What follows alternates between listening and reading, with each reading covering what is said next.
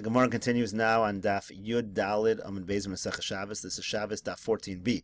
So the Gemara just finished asking if hands are already always tamei, what was the point of, and this is really in the middle of the question, what was the point of making a gezerah on hands that touch a Sefer Torah? The Gemara continues the question. Kevan dahach gazer bereisha asu lamali. If there already was a gezerah on hands in general, what's the point of making this second gezerah on hands that touch a Sefer Torah? So like we said when we did the end of the other video, there was a Rashi already jumped the gun and gave the answer. Ela hach gazer bereisha v'hadar gazer b'kuli yadayim. So rather, originally, the gezerah was made just on the hands that touch a Sefer Torah, and then the gezerah came on stam yadayim. Of course, Rashi didn't jump the gun. The point is that they placed the Rashi on the last Amud, so we saw the Rashi already in the last Amud. Now the Gemara continues. Utvul Yom. So one of the other gezerahs was a Tvul Yom. Now Tvul Yom is somebody who bathes in the mikvah, so the halach is he's not fully tar until the sun sets. The problem is this is a din doraisa. So the Gemara asks, Tvul Yom doraisa who? The din of Tvul Yom is doraisa. It's not a gezerah, it's not a decree. Tichsiv, because it says in the Torah, V'Hashemesh v'Tahir. The sun sets and then he becomes tar. Gemara answers very simply, Sami mikan Tvul Yom, erase from here, do not include in the list of the Yerches Davar Tvul Yom. Va'ochlin shenitmu b'mashkin. So now the next one on the list of things that are tamei mid'Rabbanan is, let's say, a food that becomes tamei by liquid. So the halacha is it's a sheni. So the problem is, the Gemara asks, b'mashkin demai, what kind of mashkin are we talking about here? Now, if we're talking about liquids that touched a sheretz, so they actually are a rishon on a doraisa level. A sheretz is an av hatuma, and the liquid that touches it would then be the rishon. So the Gemara asks, doraisa ninu, that's a din doraisa, and food that touches that liquid should be a sheni midoraisa. Dichsiv, like it says, v'chol mashke asher yishas, any drink which he drinks. Now this pasuk is not entirely accurate. Rashi, quoting this pasuk, Rashi explains here. This pasuk really is talking about a totally different thing. It's talking about liquids that are in the airspace of a klicheres.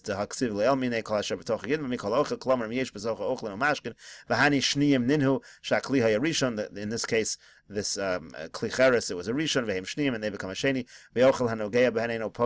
And of course, food that touches a sheni is not going to pass al truma.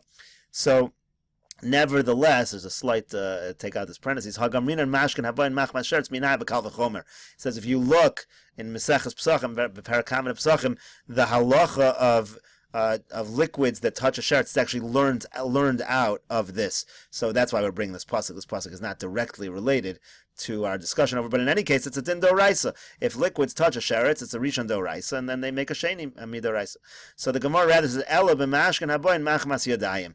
Rather, the case in this list of the Yerches Davar, the case in the Braisa, is talking about food that touches a liquid, which is machmas yadayim, which became tummy. The liquid became tummy because of the hands. Rashi explains machmas yadayim lifnei natila. We're talking about before you did natilas yadayim, the gazer rabbanim biyadayim. We know there's a gezer by yadayim.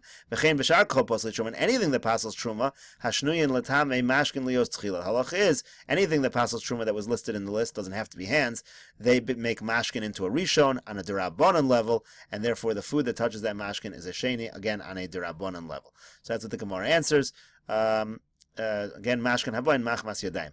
Ugzeira, and now that is a gezerah misham mashkin habayin machmas sheretz. Because of the fact that you have such a thing as mashkin that touches sheretz, we also make a gezerah that any food that touches these mashkin that are only derabbanan will also become. Tell me, Rashi here explains that. Gezerah misham mashkin haboy machmas sheretz the eshkachan behen shein rishonim doraisa. We have such a thing of a mashkin that's a rishon doraisa, so we do that. V'had the gazer b'chol tumas mashkin lios tchila v'lo gazer nami ba'ochlin gezerah misham ochela b'machmas sheretz. So Rashi has a good question.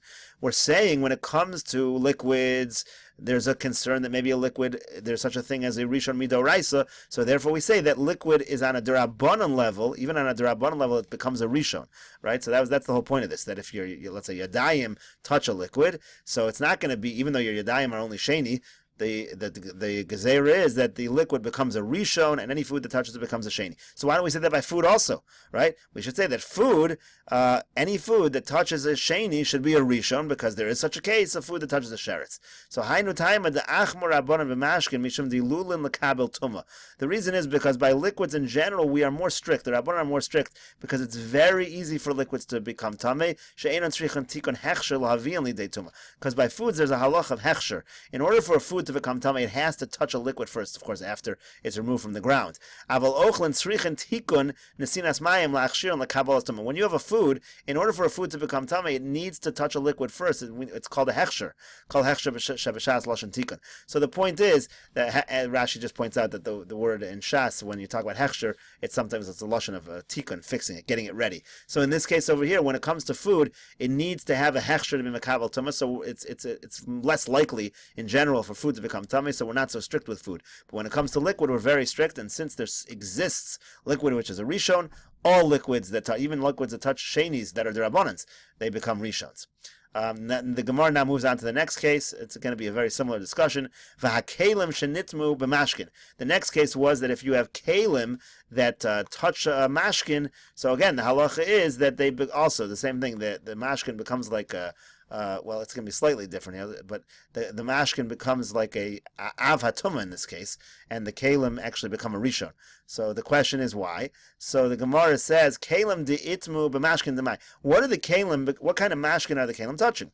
Same type of discussion. Ilema b'mashkin dezav. Now, if they're talking about the actual liquid that comes out of a zav, the emission, so doraisa ninu, that is a doraisa, meaning that is going to have a din of an avatuma.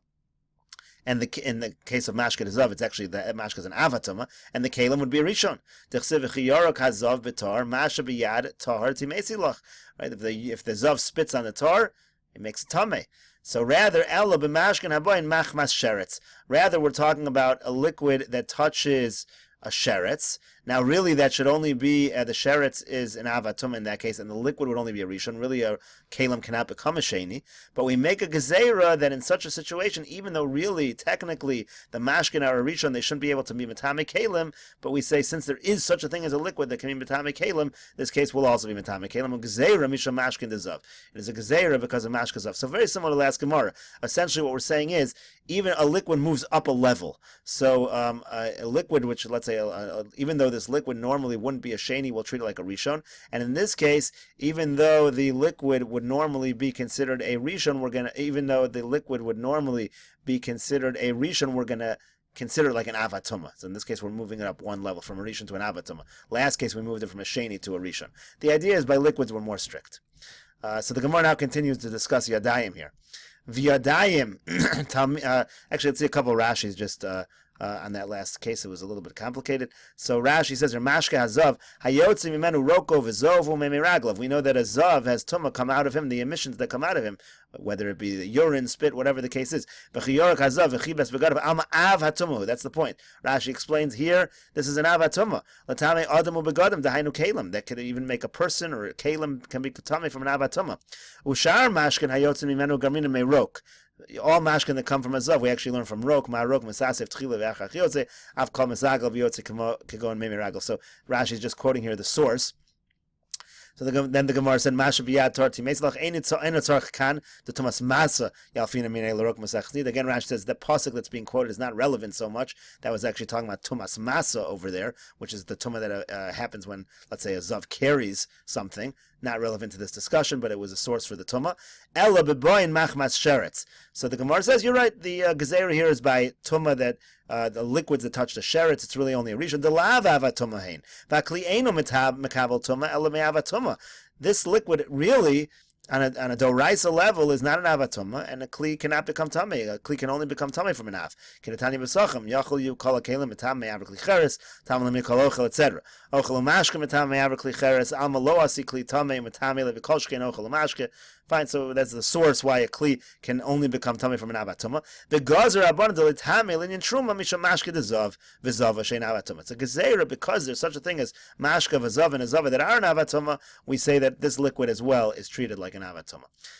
Gemara now continues to question regarding yadayim.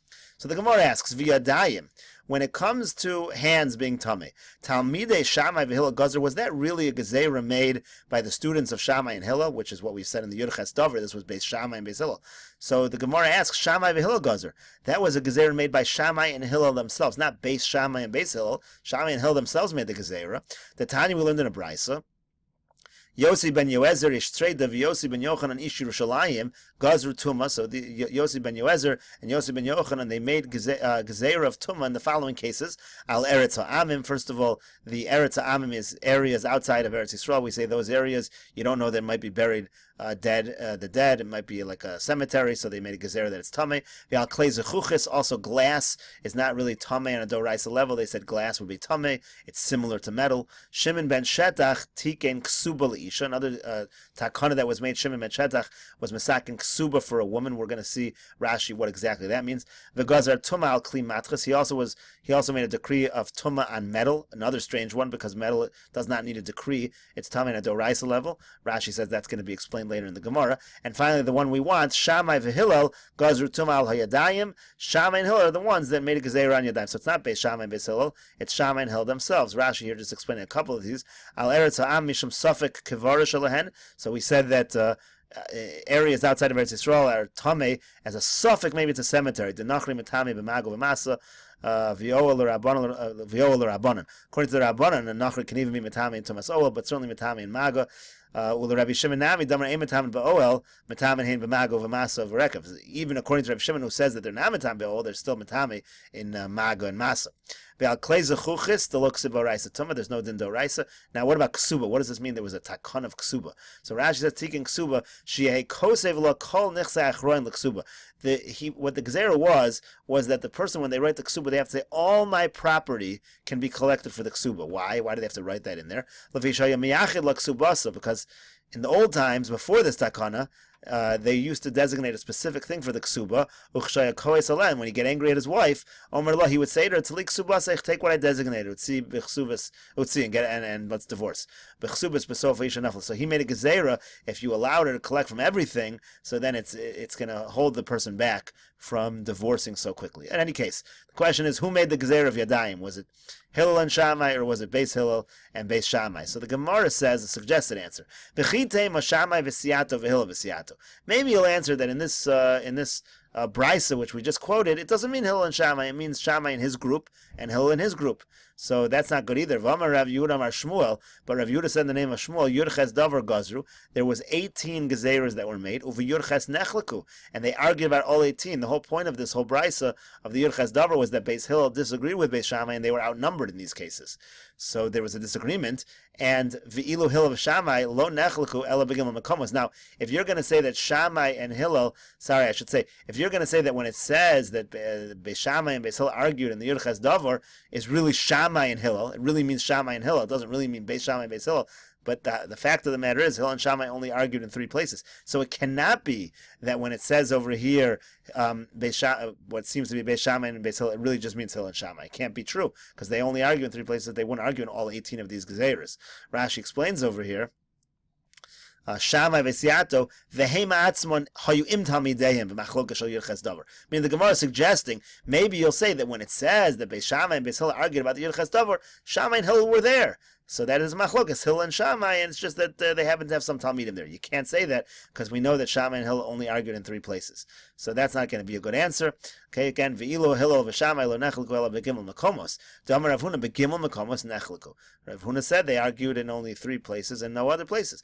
The Gemara says, V'sulo, they argued in 3 places and no other. V'chitema, try another answer, suggested answer. V'chitema asu inhu gazer lislos v'asu talmidayu v'gazer lisraf. Okay, so we'll say like this. Maybe Shammai and Hillel argued originally about these cases, or rather, Shammai and Hillel not argued. Shammai and Hillel originally said that Yadayim are tamei, but they only say lislos. They say that if your hands touch truma, don't burn the truma, but don't eat the truma either. It's kind of in between. And then in what the Talmidim started arguing about was, because the Talmidim of Beis Shammai, essentially Beis Shammai, the Talmidim of Shammai said you even have to burn the truma. That was the Yurches Davar, and that's what Beis Shammai Beis Hillel argued. So maybe that could be an answer to the question, that really Hillel and Shammai made the original Gezerah of Yadayim, and then Beis Shammai and Beis Hillel argued about the further Gezerah of burning it. V'amar Ilfa, but Ilfa said, Yadayim tchilas gzeirasan l'sreifa. Happens to be that Ilfa said, originally when they first made the gezer by Yadayim, the original gezer already was to burn it. So you can't say there were stages. Essentially, the Gemara was suggesting that this gezer came in stages. You cannot suggest that. Rather, Ela asu inu gazr v'lo kiblu minayu, v'yasu tamidayu gazr v'kiblu minayu. So then maybe you can suggest as follows. They did originally make the gezerah. It wasn't accepted. And when the Talmidim came, it finally was accepted. That could be an answer to the question. That answer is going to be good, except they're going to have a different question that's coming up in a moment.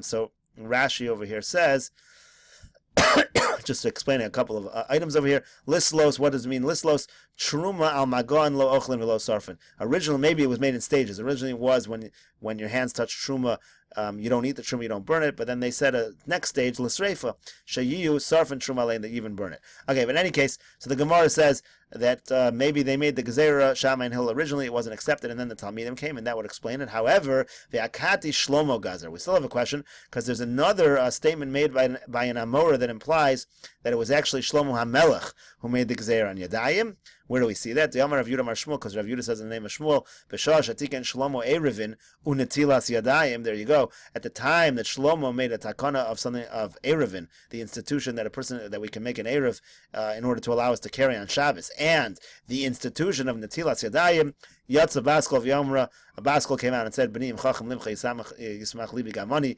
my son, if you're wise, let me rejoice as well. Chacham b'ni v'samach libi v'ashiva charfi davar. Again, same idea. My son is wise and my heart is rejoicing, and I respond to those who try to shame me with, I have a response against them. So anyways, the question is, it seems like Shlomo HaMelech was Mesaken until Yadayim, not Beis Shammai and Beis Hillel, and not Shammai and Hill either. It's much earlier. So the Gemara answers Asa, and the Gemara will continue that he came along and how exactly this Gezerah worked. We'll see on Daf Tes Vav Amar Aleph in the next video.